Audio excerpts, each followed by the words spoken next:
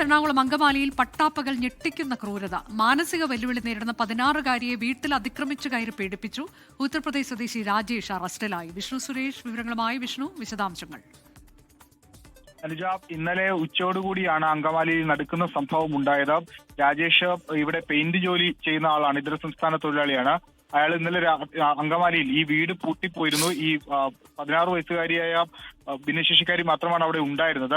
ഇത് അറിഞ്ഞുകൊണ്ട് തന്നെയാണ് ഇയാൾ അങ്ങോട്ടേക്ക് ചെന്ന കുട്ടിയെ ഉപദ്രവിച്ചതെന്നാണ് നമുക്ക് ലഭ്യമാകുന്ന വിവരം. പെൺകുട്ടി ഒച്ച വെച്ചതോടുകൂടി നാട്ടുകാർ അങ്ങോട്ടേക്ക് എത്തി. അങ്ങനെയാണ് നാട്ടുകാർ ഈ പ്രതിയെ പിടികൂടുന്നത്. ഇയാൾ ഇപ്പോൾ അങ്കമാലി പോലീസ് സ്റ്റേഷനിലുള്ളത്.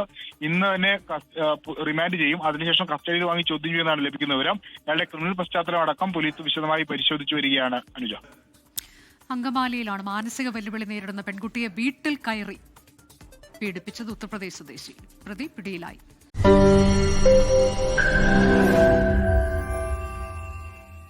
ലോകത്തെവിടെയായാലും ഏത് സമയത്തും 24 വാർത്തകളും ഓഗ്മെന്റഡ് റിയാലിറ്റി പാക്കേജുകളും എക്സ്പ്ലെയിനറുകളും വിശദമായി കാണാൻ ഞങ്ങളുടെ യൂട്യൂബ് ചാനൽ നിങ്ങൾക്ക് സബ്സ്ക്രൈബ് ചെയ്യാം.